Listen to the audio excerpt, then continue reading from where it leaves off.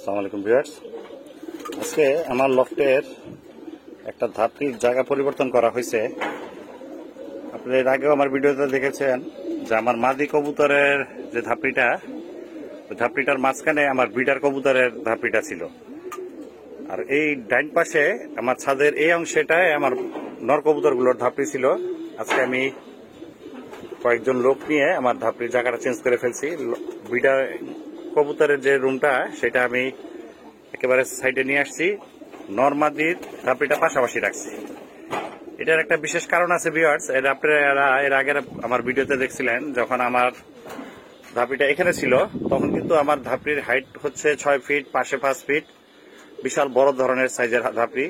এই ধাপড়িগুলা বেশি বড় হওয়ার কারণে আমার এই গ্যাপটার থেকে আমার যে সিঁড়িকোটার যে ছাদটা, এখান থেকে কবুতর বের হইতে খুব কষ্ট হতো কবুতরগুলো, নর কবুতরগুলোর। কারণ ছাদের সামনের দিকে টিনটা একটু আগানো ছিল, এই কারণে এই কবুতরগুলো আমার বের হইতে খুব কষ্ট হইতো। কারণ সিজন চলে আসতেছে, এই কারণে আমার কবুতর আস্তে আস্তে যাতে আমি খুব ইজিলি বের করতে পারি, এই উদ্দেশ্যে আজকে ধাপড়িটা জায়গাটা ক্লিয়ার করে দিলাম।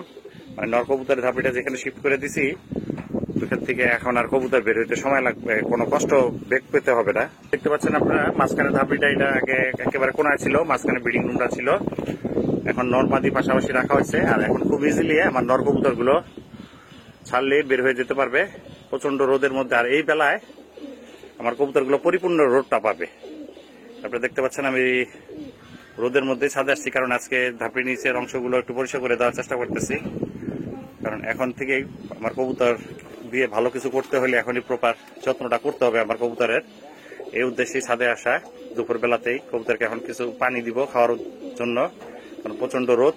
রোদের ভিতরে পানি দিলে কবুতর একটু ঠান্ডা থাকবে।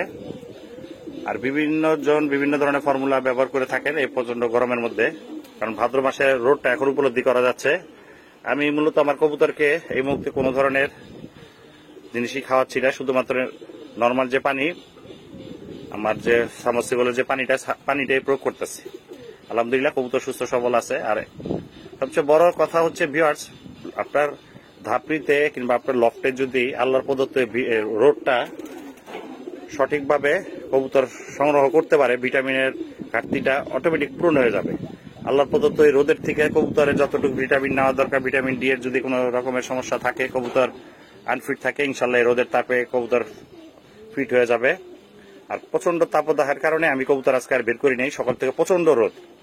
এই যে দেখেন কবুতরগুলো কত সুন্দর রোদ পেয়ে কাছে চলে আসছে, পাখা মেলে দিয়ে রোদ পোয়ানোর চেষ্টা করতেছে। কারণ সরাসরি রোদটাই আমার লফটে যাচ্ছে কিংবা ধাপড়ির ভিতরে লাগতেছে, এই কারণে আর কবুতর বের করি নাই আমি। যতটুকু রোদ দরকার তারা পেয়ে যাবে উদ্দেশ্যে আর কবুতর বের করা হয় নাই। তারপরও আস্তে আস্তে কবুতর বের করা আরম্ভ করবো। আমি 2-1 দিন বের করছি, কবুতর আলহামদুলিল্লাহ সুস্থ সবল আছে। আপনারা সকলে দোয়া করবেন আমার কবুতরগুলোর জন্য। এই যে হচ্ছে নর কবুতরের লফটটা, আর পাশেরটা হচ্ছে মাদিটা, আর তাদের উপরে হচ্ছে বাম। এখন হয়তো বা কবুতরগুলো নামতে একটু সহজ হবে, নর কবুতরগুলো বামের থেকে সরাসরি ধাপড়ি ছাদে নামবে, ধাপড়িতে চলে যাবে। আর আগে আমার চিলেকোটার যে ছাদটা এখানে নামতে হতো, নেমে তারপরে ধাপড়িতে ঢুকতে হইতো। ইনশাল্লাহ এই সমস্যাটা সমাধান হয়ে গেছে। আর আজকের ভিডিওটা আপনারা ফেসবুক থেকে দেখলে ফেসবুকে ফলো বাটনটা প্রেস করে দিবেন, আর ইউটিউব থেকে দেখলে ইউটিউবে চ্যানেলটা সাবস্ক্রাইব করে দিবেন, তানজিদ হাফিজ লফট। আজকের ভিডিওটা এখানে শেষ করতে যাচ্ছি। আল্লাহ হাফেজ।